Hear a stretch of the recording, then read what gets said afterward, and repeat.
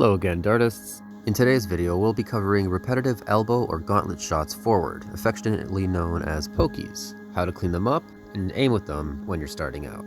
These are typically entered from a downspin and tossed under your lead arm to drape over the bicep and forearm, keeping the elbow bent and using your forearm as a fulcrum point. Wait for the dart to spin into your blind spot before thrusting your arm down and forward. You'll also be controlling the slack with your anchor arm, slightly loosening it as you cast, and then returning it tightly across your chest. Now, as you can see here, this can be done with your forearms as well as with your palm. This can also be done through an elbow wrap, a double elbow wrap, as well as a triple elbow wrap. And of course, we can't leave out the other side. This can also be done with your anchor side, as well as in an upspin in the opposite direction. Now, what I find most people doing when they first try this is it gets lobbed in a high arc that looks kinda sloppy and unintentional. And the reason for this is basically timing. The second it enters your blind spot, you instinctually think you need to act right away. To clean this up, we need to learn to incorporate a delay.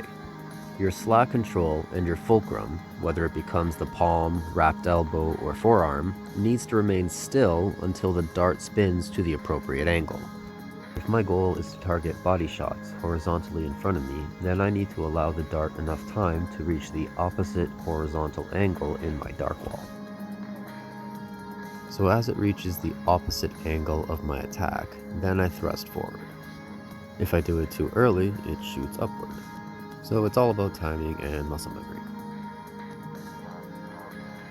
These can be extremely fun to play with, and I see everybody trying them out nowadays. And I just wanted to give a shout out to Loki Avero and Frank Cassis for being the first ones to introduce it to me. Now I'm going to go into further details on aiming with these pokies. If I want to aim down towards the 4 or 5 o'clock mark, I'm going to have to allow the dart to swing up to around the 10, 11 o'clock mark before thrusting forward. If I am aiming high, around the 1 or 2 o'clock position, I have to wait for the dart to swing to around 7 or 8 before thrusting forward.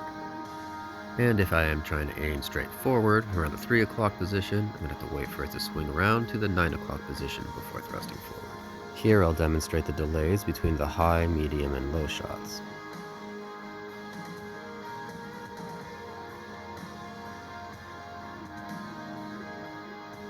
The high range target has almost no delay.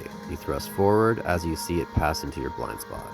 The mid-range target takes about a split second past your blind spot, and the lowest target carries the longest delay within the blind spot. And I'll do it again from the other side.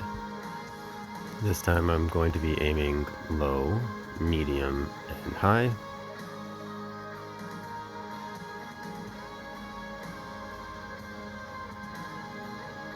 And again, high, medium, and low. The high shot, medium shot, and low shot. And just notice the relation between the target and the angle of attack. High targets have a quick reaction and a low angle of attack. Middle target has a slight delay and a horizontal angle of attack. And the low target has a longer delay and a higher angle of attack. And I hope that helps with everyone that's enjoying and exploring pokies. Have a great day.